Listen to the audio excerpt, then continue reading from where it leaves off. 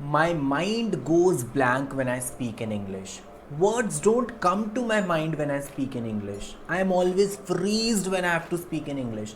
So these are some of the most common problems of the people who are afraid of English या जो English नहीं बोल पाते या जिनको English आती भी है अगर फिर भी जब वो बोलने लगते हैं तो उनका माइंड एकदम से ब्लैंक हो जाता है.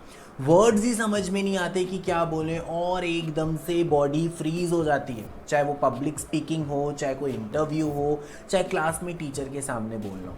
सो गाइज आज मैं इसी प्रॉब्लम को कैसे सॉल्व करना है, कैसे इंग्लिश के साथ इतना ज़्यादा कंफर्टेबल हो जाना है कि कभी आपका माइंड ब्लैंक नहीं हो, कभी आप आउट ऑफ वर्ड्स नहीं हो. तो इसी प्रॉब्लम को सॉल्व करने के लिए, इसी इशू को डिस्कस करने के लिए मैं आज आपके लिए वीडियो लेके आया हूँ.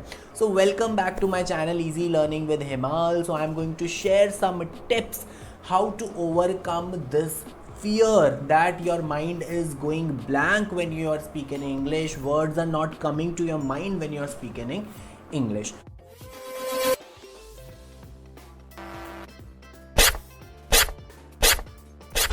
Welcome to Easy Learning with Himal.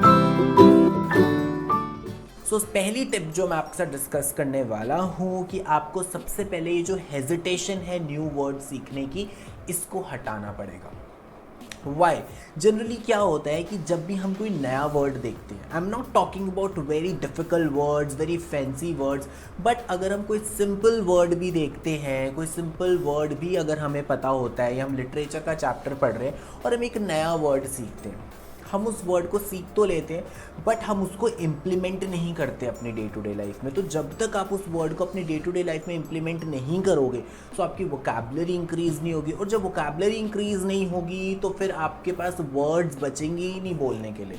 ठीक है, बेसिकली क्या होता है, जो हमारा माइंड है वो काफ़ी एक कंफर्ट जोन में रहना चाहता है कि चलो ठीक है, अगर गुड वर्ड है तो कोई भी चीज़ अच्छी लग रही है बस उसको गुड बोल दो. आप कितनी बार सेंटेंस में गुड गुड बोलोगे?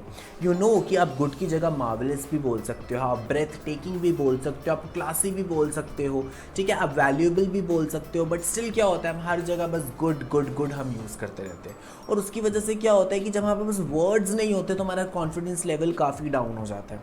तो आपको क्या करना है, सबसे पहले जब भी कोई नया वर्ड आप देखते हो या कोई नया वर्ड आप सीखते हो या नया वर्ड आप पढ़ते हो तो ट्राई करो, कॉन्शियसली ट्राई करो कि हाँ मुझे आज ये वाला वर्ड अपनी डे टू डे लैंग्वेज में या पूरे दिन में कोई भी अगर मैं सेंटेंस यूज़ करूँ मुझे ये वाला वर्ड यूज़ करना है. तो जब आप उस वर्ड को एक्चुअली यूज़ करने लगोगे तो ऐसे आपकी वोकैबुलरी इंक्रीज़ हो जाएगी. ठीक है, हर दिन 5 वर्ड निकाल के उनके मीनिंग याद करने से आपकी वोकैबुलरी इंक्रीज़ नहीं होगी, बट अगर आप 2 वर्ड भी, सिर्फ 2 simple words, I am not talking about fancy words, अगर आप 2 सिंपल वर्ड्स भी सीखते हो, कहीं पढ़ते हो, तो एटलीस्ट उन वर्ड्स को 3 से 4 सेंटेंसेस में आप अपनी डे टू डे लाइफ में यूज़ करो जिससे कि आपकी वोकैबुलरी इंक्रीज़ हो जाए. सेकेंड इम्पॉर्टेंट टिप क्या है कि जब भी आप किसी से बात कर रहे हो, कोई दूसरा पर्सन जो इंग्लिश में कंफर्टेबल है, या जब आप खुद से भी बात कर रहे हो, अपने माइंड में अपने आप से बात कर रहे हो, so please talk in English. ठीक है, अब देखो स्टार्टिंग में क्या होगा, we are very much habitual to our mother tongue. ठीक है, हम हिंदी के साथ बहुत हैबिचुअल है, हम बचपन से वो लैंग्वेज सीखते आ रहे हैं. तो क्या होता है, बार बार क्या होता है, आप ट्राई भी करते हो फिर भी आपके मुँह से हिंदी निकल जाती है. मतलब आप 2 सेंटेंसेस इंग्लिश में बोल लोगे, उसके बाद ऑटोमेटिकली आपके माइंड में क्या आएगा, हिंदी आएगी. तो आपको क्या करना है, फॉर एग्जांपल सपोज आप अपने फ्रेंड को कोई भी चीज़ बोलते हो वो हिंदी में, ठीक है, तो आपको अपने माइंड को वहीं रोकना है. ठीक है, you can tell your friend कि यार मैं प्रैक्टिस कर रहा हूँ, ठीक है, you have to help me out.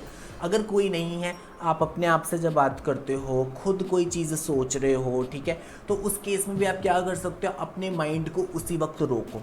Stop your mind at that point only, और फिर वही सेंटेंस इंग्लिश में बोलो. ठीक है, तो स्टार्टिंग में एफर्ट लगेगा अपने कंफर्ट जोन से बाहर आने में, थोड़ी सी मुश्किल होगी, बट धीरे धीरे आप हैबिचुअल हो जाओगे. ठीक है, तो बेसिकली क्या है कि जब पूरे दिन में आप अपने से बात कर रहे हो, अपने फ्रेंड से बात कर रहे हो, और अगर आपको इंग्लिश सीखनी है तो आपको अपनी इंग्लिश को अपनी डे टू डे लाइफ का हिस्सा बनाना पड़ेगा.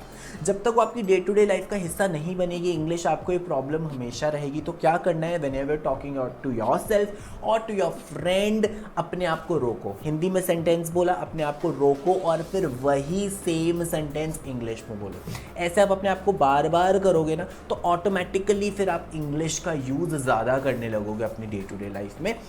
Third tip is very important, ठीक है, ये आपने टिप सुनी भी होगी कि close the door, stand in front of the mirror and speak on any topic. किसी भी टॉपिक के बारे में बात करो, अपनी लाइक्स के बारे में, फ्रूट्स के बारे में, हॉबीज़ के बारे में, आपके फ्रेंड के बारे में, ठीक है, बट सिर्फ और सिर्फ इंग्लिश में होगा। स्टार्टिंग में ऐसा आप एक सेंटेंस बोलोगे, दूसरा सेंटेंस बोलोगे, तीसरा सेंटेंस आपका फिर हिंदी में निकलना शुरू हो जाएगा। वहीं अपने आप को कंट्रोल करना है।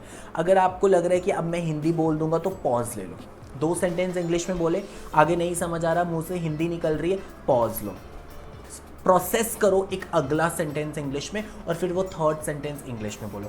डेली ये एक्सरसाइज आपको प्रैक्टिस करनी है, एटलीस्ट 10 मिनट्स आपको क्या करना है, रूम लॉक करना है अपना, जिससे कि आपको ये ना लगे कि कोई आ रहा है, आपको हेजिटेशन ना हो, मिरर के सामने खड़े होना है और 10 मिनट ये सोचना है कि मुझे सिर्फ और सिर्फ इंग्लिश में ही बात करनी है, चाहे गलत बोलो सही बोलो, बट सारे वर्ड्स आपके सेंटेंस के इंग्लिश में होने चाहिए। तो ये वाली एक्सरसाइज आपको कॉन्फिडेंस बिल्डिंग में हेल्प करेगी, ठीक है। जैसे मैंने आपको बताया वोकैबुलरी कैसे इंक्रीज करनी है, इंग्लिश को अपनी डे टू डे लाइफ में उसका रोल कैसे बढ़ाना है, और ये जो टिप नंबर 3 मैंने आपको बताया है, ये है कॉन्फिडेंस लेवल इंक्रीज करने के लिए, बिकॉज लैक ऑफ कॉन्फिडेंस की वजह से भी होता है हमारा माइंड ब्लैंक हो जाता है।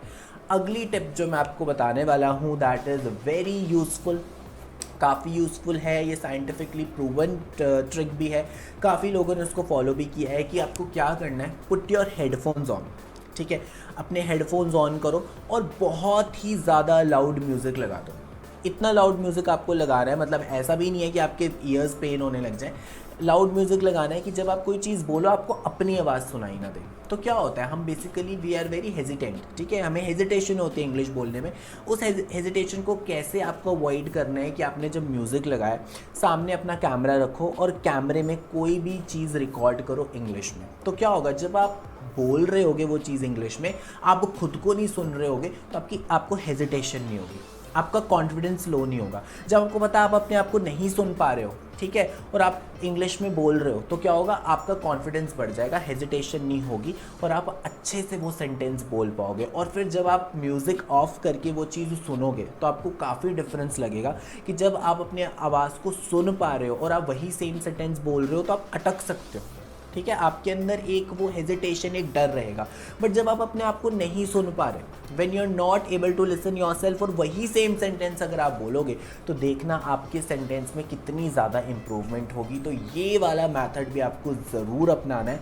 एंड टिप नंबर 5, अब मैं आपको टिप नंबर 5 बताने वाला हूँ और ये भी बहुत इंटरेस्टिंग टिप है। ये आपको हेल्प करेगी जब भी आपको इंग्लिश टीवी सीरीज़ देख रहे हो, तो आप वो टीवी सीरीज़ देखते देखते भी इंग्लिश सीख सकते हो। बट कैसे करना है, थोड़ा सा इसमें पेशेंस रखना है कि सपोज़ एक सेंटेंस किसी कैरेक्टर ने बोला, किसी भी कैरेक्टर ने कोई सेंटेंस बोला, उस सेंटेंस को वहीं पे पॉज करो, मतलब अपना वीडियो को पॉज करो और उसी सेम सेंटेंस को खुद बोलो, रिपीट करो।